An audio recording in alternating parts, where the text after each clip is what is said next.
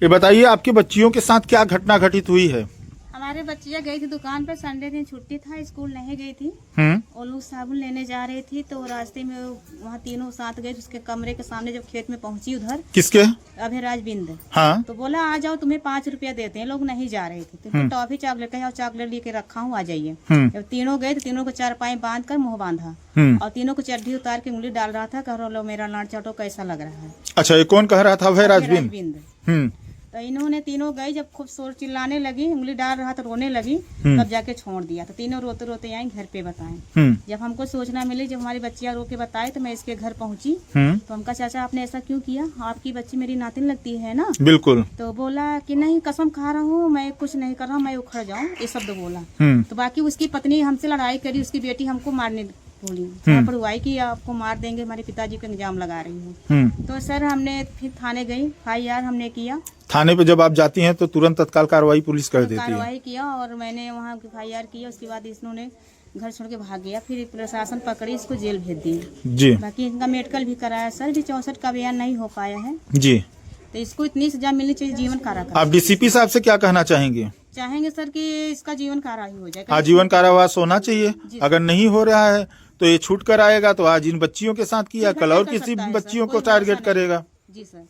तो अभी भी कुछ आपको धमकी वगैरह मिल रहा है उस परिवार से? लड़का धमकी दे रहा है बराबर। किस तरह की धमकी दे रहा है? कह रहा है कि मादा चुप भोसड़ी वालन के सबके खत्म करेंगे, पूरे परिवार का, जिससे बीवी बच्चा जितना है, इसके पति किसका लड़का का, इसके पूरे फैमिली। मतलब परिवार को ये शर्म नहीं आ रहा है कि नाबालिग बच्चियों के साथ इस तरह का हरकत किया उनका पिता? जा नहीं रहा, इधर से जाता है सर, उसका रास्ता छोड़ दिया, धमकाता, जब देखता उसको तुरंत धमकाता है। ये बताइए, अगर भविष्य में आपके परिवार के साथ कोई घटना अगर घटित हो रही तो उसके जिम्मेदार कौन होगा? जिम्मेदार अभयराज, उसके पूरा परिवार होंगे, उसका बेटा होगा। पुलिस प्रशासन आपकी लगातार मदद कर रही है, मांडा पुलिस? तो क्या चाहती हैं? हमें चाहते हैं सर कि इसकी हमारे 64 का बयान हो जाए और उसका जीवन कारा करा दीजिए, कभी छूट का नहीं आए, उसका बिल ना हो पाए। जी। क्या घटना हुई थी बच्चियों के साथ? सर जी, बच्चों लोग जा रहे थे दुकान पर जी। अभयराज बुलाए के टाफी दे थे, नेंगटा चंग हाथ पैर बांधा था, नंगलुई कहाँ बांधते हैं? डालत है अपने घरे में। अच्छा। हाँ, तीनों बच्चियों को? तीनों बच्चियों की। और तीनों साथ में ही गई थी दुकान पर? साथ में गए थे, कहन कि अगर घरे बतौबू जाए तो हम छुरा हो देबे। अच्छा, मतलब मारने की धमकी दे रहे थे। तो ये बच्चियां जब आती हैं तो आप लोगों से रो रो करके बताती हैं कि नहीं? क्या बताएं कि ऐसी ऐसी बात हम बच्चे गए उनके घरे, जब पूछा था तो उनका बिटिया, उनका मेहरारू मारे दौड़त हम बच्चे। मतलब उल्टा गलत भी कर रहे हैं, उल्टा मारने की भी धमकी दी। जा तो हफ्ता जोन करे के बाद कल ले जा, सब देख ली। कि उनको प्रशासन का डर नहीं था?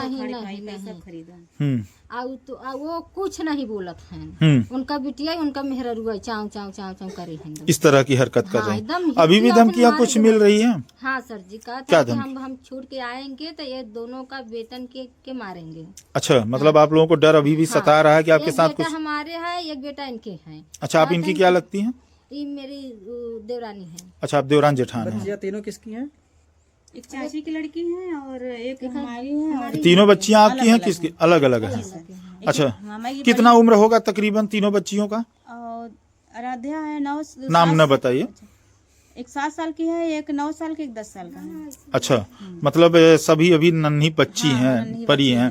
अब परियों के साथ इस तरह का हरकत किया है बुजुर्ग, इसको तो बेल होना ही नहीं चाहिए। बेल नहीं होना चाहिए सर। आप कार्रवाई चाहती हैं? जी सर। ठीक।